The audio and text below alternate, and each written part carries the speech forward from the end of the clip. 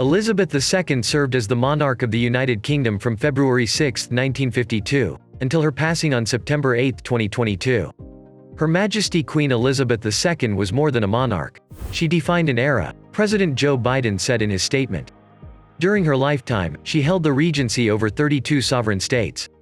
She ruled for 70 years. It is the longest reign recorded for a queen and any British monarch. Since the Queen passed away in Balmoral on September 8, the royal family has lived a life of secret grief. Charles likely won't be crowned at the earliest because the key priority right now is honoring and celebrating the legacy of Her Majesty. No one wants to jump the gun with the coronation proceedings before that is allowed.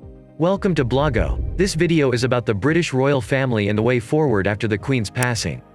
If you enjoyed this video, please subscribe, like, and enable the notification bell so you can see more content like it.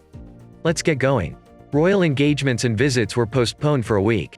Following the conclusion of the period of national mourning, royal grief continues. As part of 10 days of national mourning, Queen Elizabeth II will lay in state in Edinburgh and Westminster commencing on Friday. The Union flag was lowered and flown half-mast on royal palaces, governmental structures, and military facilities worldwide. Additionally, British embassies all over the world opened books of condolence. For years, plans for the Queen's death had been in motion, known as Operation London Bridge, and plans to begin the King's reign, known as Operation Spring Tide. Buckingham Palace confirmed Queen Elizabeth II's death on September 8 and the succession of the Prince of Wales, now the King, Charles III. After the Queen died at her Balmoral residence in Scotland, a contingency plan known as Operation Unicorn was activated. According to the Press Association, the Queen's remainings would remain in Scotland for days before being transferred to London, most likely by plane. The remaining details of Operation London Bridge were then carried out. The Queen will be buried in Buckingham Palace's throne chamber, which overlooks the northwest corner of the quadrangle internal courtyard. The burial of Queen Elizabeth II, seen by millions worldwide, underlined the continuing grandeur of Britain's royal system. Crowds were singing, "God Save the Queen." Thousands turned out outside Buckingham Palace to lay flowers and light candles at the gates to pay their respects and to be together and think about the Queen and her life. The Queen's final resting place has been revealed. People will be able to visit this incredible sort of chapel in St. George's Chapel of Windsor, where she's resting with her father. King George II, her mother, the Queen's husband, Prince Philip, and her sister's ashes. The royal family members were in attendance, including the 8 grandchildren and spouses of the Queen's 4 children. King Charles was wearing a full-day ceremonial uniform with medals and carried the red velvet and gold Field Marshal baton presented to him by the Queen in 2012 when he earned that title. Prince Charles proclaimed himself as King and Commonwealth head sometime soon in front of more than 100 British civil employees and authorities. He did not change his name. That is an option that new monarchs have. However, he kept his name, and he will be King Charles III. The royal line of succession is controlled not just via descent, but also by parliamentary statute, according to the royal family website. It is formally defined as the sequence of members of the royal family and the order in which they stand in line to the throne. In 2013, succession to the Crown Act was changed. All members of Parliament will assemble to take the oath of allegiance to the King to ensure a seamless transition to the new formal head of state.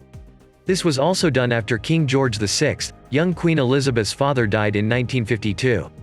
Senior lawyers became King's Counsel rather than Queen's Counsel, and other legal titles that used Queen will change to King.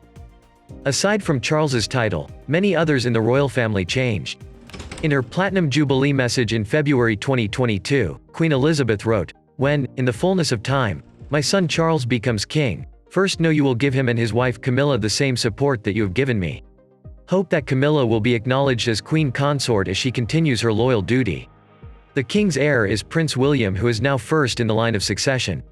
Will and his wife Kate Middleton have also become the Duke and Duchess of Cornwall and Cambridge, adding to their current roles.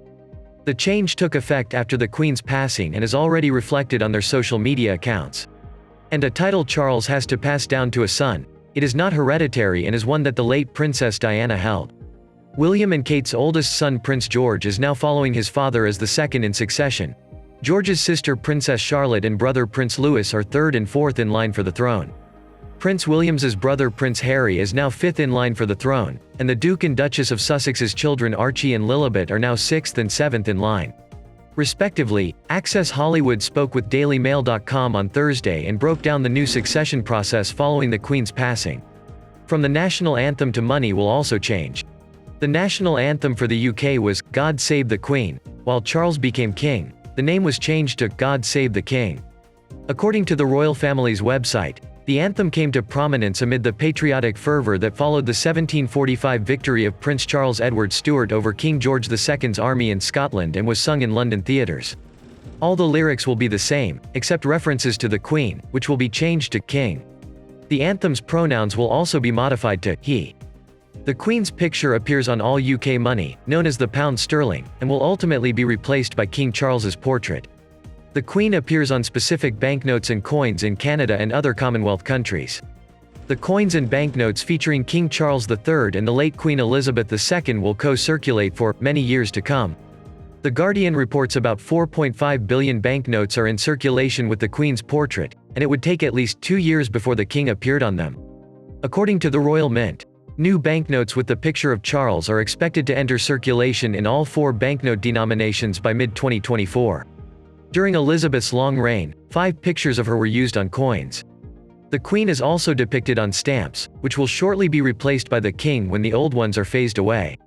Postboxes around the United Kingdom, the cipher for Elizabeth II Regent, will not be replaced or deleted. Instead, when new ones are generated, the King's cipher will be used.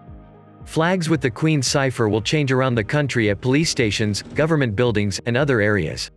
It is usual for the King to face the opposite direction as their predecessor in the newly minted and printed coins and banknotes. As such, Queen Elizabeth faces right, so Charles should be pictured facing left. The new logo, along with colors, has been unveiled as the 7 days of mourning came to an end. The King's new cipher features the monarch's initial C combined with the letter R for Rex, Latin for king, just as his mother, Queen Elizabeth's cipher was.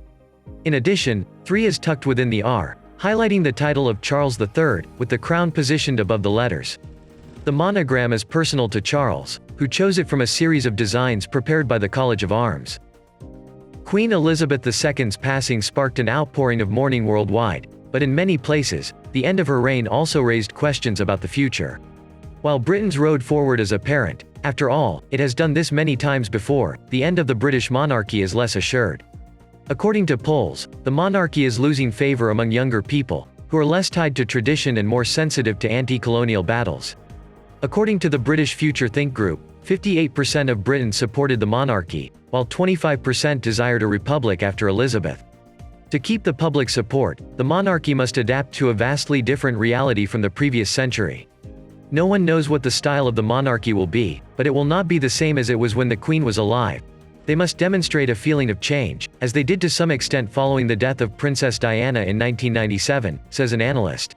Please be sure to like, share, subscribe, and ring the notification bell to be notified about our latest videos. Hope everyone enjoyed the video.